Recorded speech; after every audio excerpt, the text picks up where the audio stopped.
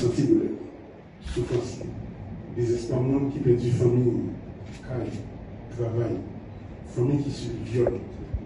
Nous avons pour mettre fin dans ça et pour nous accompagner.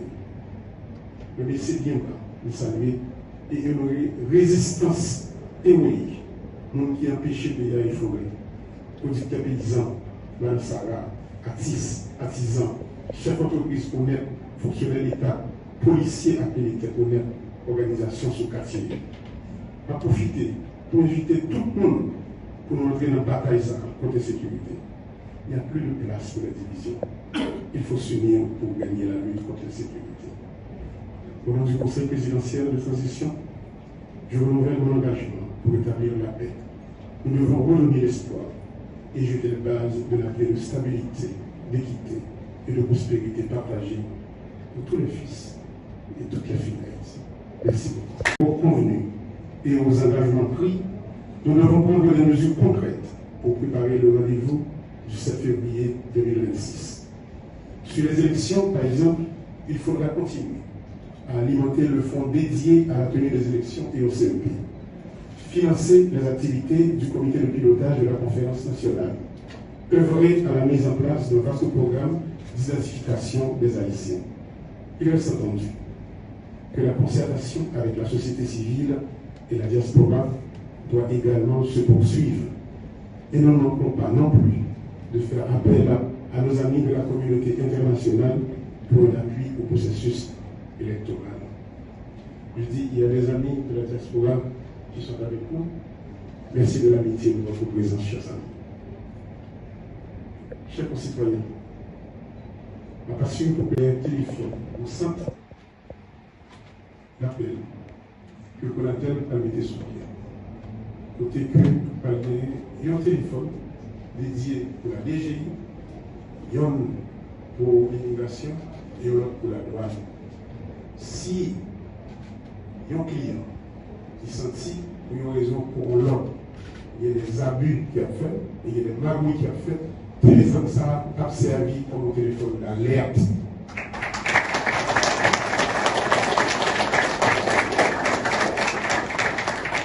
Sur le plan économique, l'objectif consiste à poser les jalons en vue de casser le rythme de décroissance des 6 dernières années.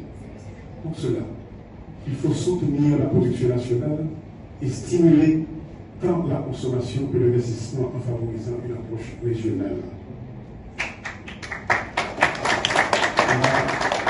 La poursuite de pareils objectifs suppose d'abord la mobilisation des ressources domestiques. Celle-ci consiste en un gage de notre engagement réel pour la renaissance de notre pays et serviront à avancer la croissance. Par exemple, à travers des efforts de réhabilitation et de reconstruction.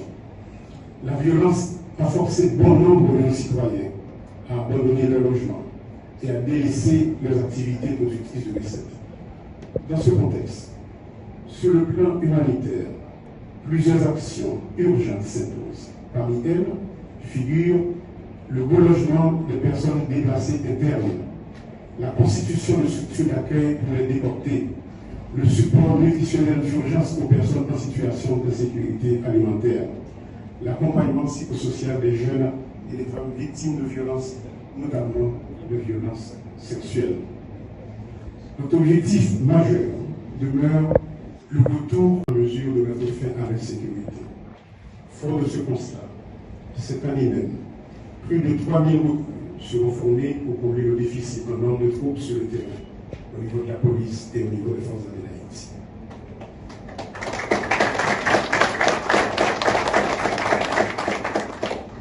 Les forces armées nous ont présenté un budget détaillé sur les actions qu'elles anticipent de mener.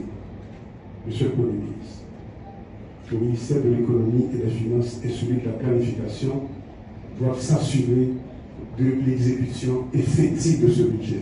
Nous ne sommes pas en temps normal, il faut agir dans l'urgence pour éradiquer la violence.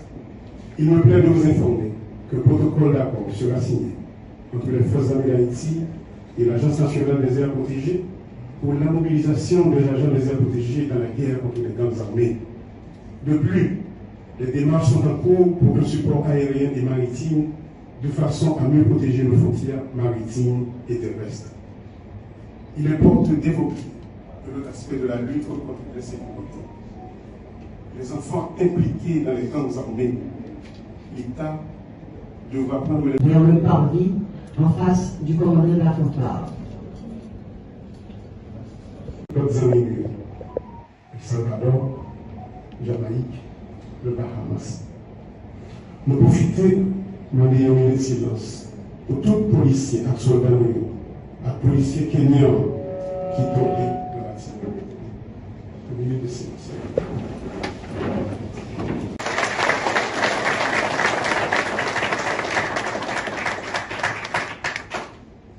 Notre pays est en guerre aujourd'hui. Et nous devons impérativement nous unir pour gagner cette bataille. Est-ce pourquoi j'insiste sur un budget rectificatif de guerre qui oriente les dépenses dans la direction des défis qui se dressent devant nous? La sécurité est notre plus grande priorité et nous devons absolument nous assurer de l'adéquation entre les dépenses, les défis, les actions qu'il faut mener pour les relever afin d'atteindre les résultats concrets.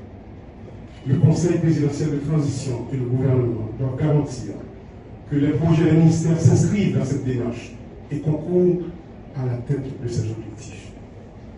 Dans le cadre de ce budget rectificatif, il faudra mobiliser les moyens qui permettront à l'État de satisfaire aux besoins de relèvement engendrés par les dégâts causés par l'insécurité sur les plans économiques et sociaux. Le Comité national de sécurité mis en place devra guider et orienter les forces de l'ordre et aura la charge de s'assurer avec elles de la pertinence du plan stratégique de sécurité. Parallèlement, il y a lieu de veiller à l'opérationnalisation, au renforcement et à l'harmonisation des services de renseignement à travers l'activation du décret portant création de l'Agence nationale d'intelligence. Comme d'ailleurs le souhaite le Premier ministre Alexis Tshisekedi. Le déficit de gouvernance de l'État est l'un des points essentiels auxquels il faut s'attaquer. Il produit un effet néfaste sur la crédibilité de l'État auprès de la population, dans la mesure où il ne coïncide point avec l'établissement de terrain de jeu égal pour tous dans un contexte de capturer l'État par certains groupes. En résultat, les dysfonctionnements que nous observons. Je crois fermement au rôle que doit jouer l'accès à l'information dans la promotion de la bonne gouvernance. Des mesures concrètes seront initiées pour la mise en place d'un système d'information ouvert au public sur les actions des différentes institutions de l'administration publique. L'appui aux institutions de surveillance, ILCC, CSCCA, CNMP, entre autres, sera maintenu. Par ailleurs, la balancée population. Bonjour tout le monde. Aujourd'hui, le moment est venu pour moi de prendre le relais pour assurer la coordination du Conseil présidentiel de transition. Permettez-moi d'abord de reconnaître et de saluer les efforts de ceux qui m'ont précédé à ce poste. Cher ami Gardi, cher ami Leslie, merci. Je salue également les organisations signataires de l'accord de Montana qui ont placé leur confiance en moi pour les représenter au sein du Conseil présidentiel de transition. Le chemin est ardu et rempli d'anges, mais nous nous appelons à la tâche. Cette passation aujourd'hui revêt un caractère symbolique, mais combien important, parce qu'elle démontre notre engagement envers l'alternance. Le travail doit se poursuivre. Il s'articule bien entendu autour des axes fondamentaux de la transition. La question sécuritaire, la gouvernance, le redressement économique et les élections. Il y a urgence, car les populations de l'Ouest et de l'Artibonite, pour ne citer que celle-là, requièrent des interventions concrètes et rapides de l'État pour se remettre des méfaits de la violence exercée sur elles. Nous tenons à saluer leur courage. La violence est instrumentée par les trafiquants de tout acabit, drogue, organes et personnes, armes et munitions, sans oublier les entrepreneurs politiques et certains éléments du secteur des affaires.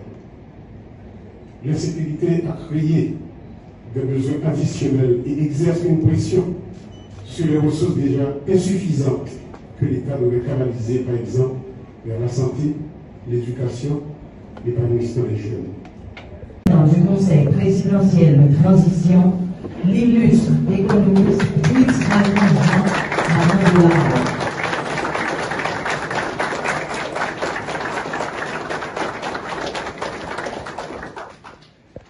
Merci, merci.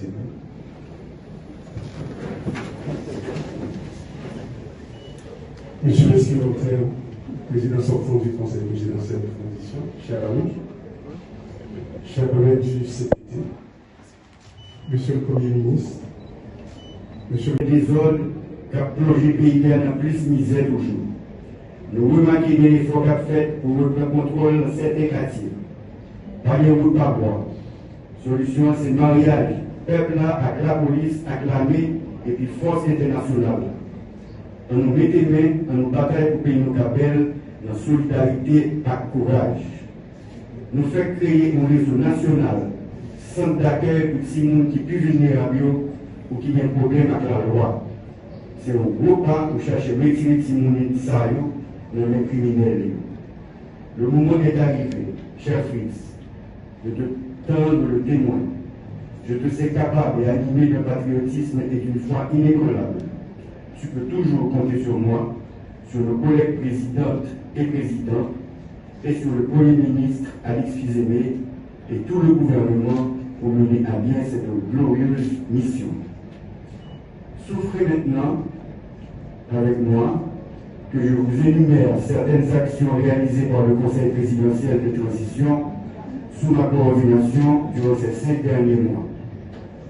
En matière de gouvernance et d'administration, installation complète du Conseil électoral provisoire, CEP, une première en Haïti depuis 8 ans. Nomination de nouveaux Premier ministres et formation du gouvernement. Désignation officielle de nouveaux ambassadeurs. Nomination des délégués départementaux, vice-délégués et maires. Nomination de nouveaux juges pour renforcer le système judiciaire.